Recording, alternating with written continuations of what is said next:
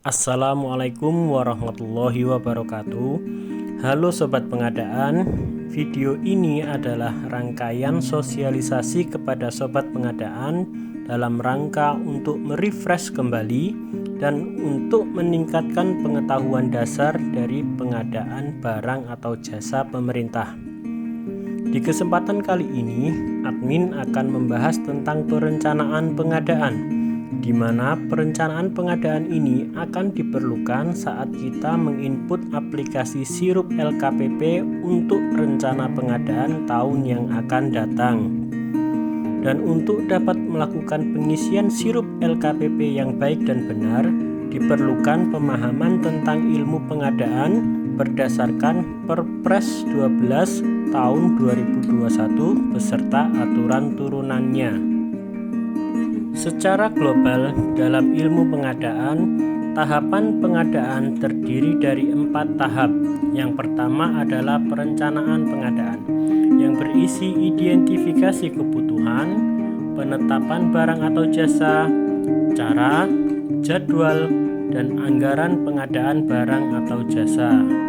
Tahapan kedua adalah tahapan persiapan, yang berisi menetapkan harga perkiraan sementara, rancangan kontrak, kerangka acuan kerja, penetapan uang muka, jaminan, tipe swakelola, dan rencana anggaran biaya. Tahapan yang ketiga adalah tahapan pemilihan, yaitu memilih penyedia apabila cara pengadaannya melalui penyedia, organisasi masyarakat atau kelompok masyarakat yang akan melakukan pengadaan barang atau jasa apabila cara pengadaannya melalui swakelola. Tahapan selanjutnya atau tahapan keempat adalah tahapan kontrak. Kontrak adalah perjanjian tertulis antara PA atau KPA atau PPK dengan penyedia barang atau jasa atau pelaksana swakelola, dan hasil akhir dari tahapan tersebut adalah serah terima hasil pekerjaan, di mana proses pengadaan barang atau jasa berakhir saat proses serah terima hasil pekerjaan. Dalam kesempatan video kali ini akan berfokus pada perencanaan pengadaan yang dimulai dari identifikasi kebutuhan. Identifikasi kebutuhan berdasarkan rencana kegiatan kementerian, lembaga, atau perangkat daerah. Identifikasi kebutuhan dengan memperhatikan A. Prinsip efektif dan efisien, B. Pengadaan berkelanjutan, C. Penilaian prioritas kebutuhan, D. Barang atau jasa pada katalog elektronik, E. Konsolidasi pengadaan barang atau jasa, F. Pengadaan barang atau jasa yang telah tersedia atau dimiliki atau dikuasai. Identifikasi barang atau jasa yang telah tersedia atau dimiliki dapat menggunakan database BMN dan riwayat rencana kebutuhan barang jasa dari masing-masing satker. Seluruh proses identifikasi kebutuhan tersebut kita tuangkan ke dalam formulir identifikasi kebutuhan. Lalu kita lanjut ke sesi selanjutnya, yaitu penetapan barang atau jasa. Barang atau jasa pemerintah ada 4 macam, yaitu pengadaan barang, pengadaan konstruksi, pengadaan jasa konsultansi, dan pengadaan jasa lainnya. Setelah proses penetapan barang atau jasa, kita berlanjut ke penetapan cara pengadaan. Ada 2 cara pengadaan, yaitu melalui swakelola atau melalui penyedia. Untuk lebih memperdalam pemahaman kita tentang penetapan barang atau jasa dan juga penetapan cara pengadaan akan kita bahas pada video berikutnya. Untuk saat ini kita fokus pada tahapan perencanaan dulu secara menyeluruh. Untuk cara pengadaan secara swakelola, kita mulai dari penetapan tipe swakelola. Apakah tipe swakelola ke-1, ke-2, ke-3, atau ke-4? Setelah kita tentukan, lalu kita masuk ke penyusunan spesifikasi teknik atau kerangka acuan kerja. Setelah itu kita melakukan penyusunan RAB. Untuk cara pengadaan melalui penyedia dimulai dengan penyusunan spesifikasi teknik atau kerangka acuan kerja, lalu penyusunan rencana anggaran biaya, pemaketan pengadaan, konsolidasi pengadaan, dan penyusunan biaya pendukung. Proses tersebut telah dilaksanakan, maka kita berlanjut ke penyusunan jadwal, dimulai dari pemilihan penyedia sampai dengan jadwal kapan pengadaan itu akan berakhir. Lalu kita berlanjut ke tahapan-tahapan selanjutnya sampai dengan penyusunan RUP, sehingga terakhir kita penetapan dan pengumuman RUP melalui input di sistem Sirup.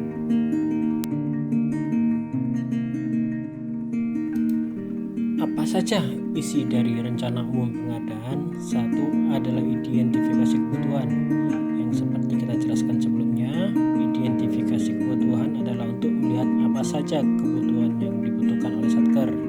Yang kedua adalah anggaran, berasal dari mana anggaran tersebut, apakah sudah tersedia atau belum, berapa nilai anggarannya. Yang ketiga adalah kebijakan umum, kebijakan dari PA atau KPA tentang bagaimana pemaketan barang atau jasa, cara pengadaan melalui penyedia atau swakelola, lalu pengorganisasian, siapa PPK-nya dari pengadaan tersebut, siapa kelompok kerjanya, siapa pejabat pengadaannya, dan yang terakhir produksi dalam negeri yang berisi tentang tingkat komponen dalam negeri dan standar nasional Indonesia seperti apa.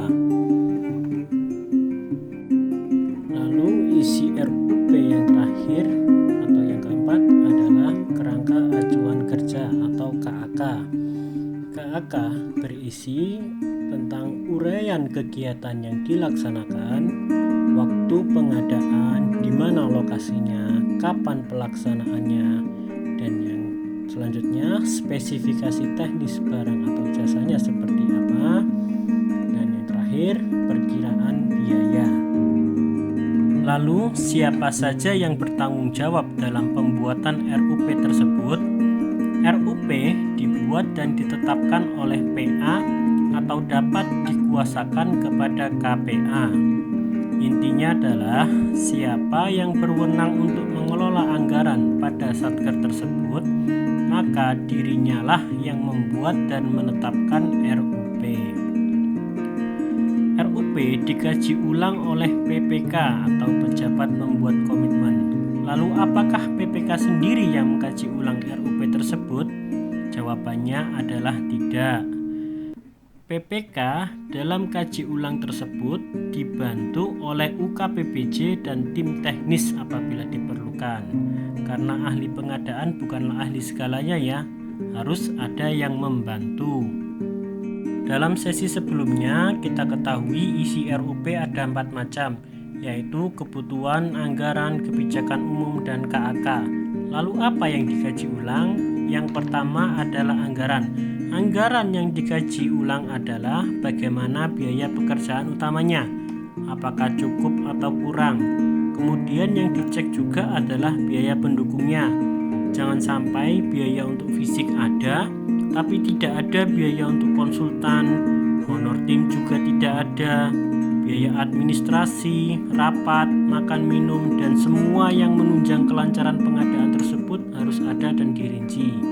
Pastikan juga kode akun telah terisi dengan benar, anggaran telah tersedia, biaya pendukung telah dilengkapi.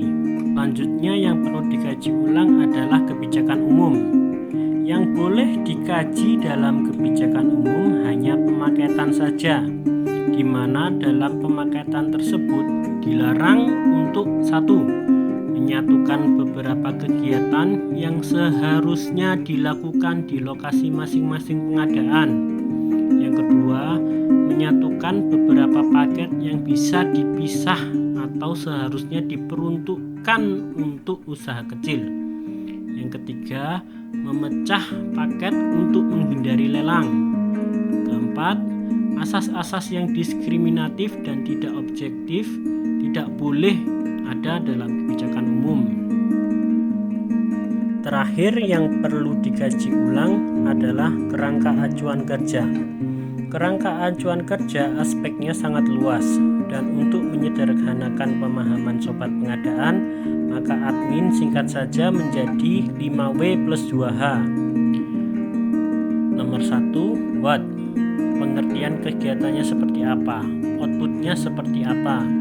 Who, siapa yang bertanggung jawab dalam pelaksanaan output.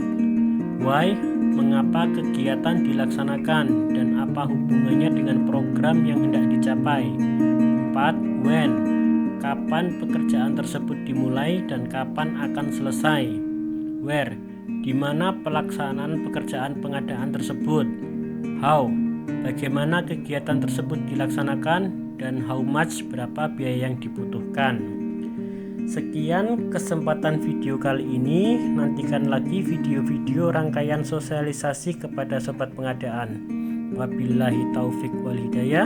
Wassalamualaikum warahmatullahi wabarakatuh.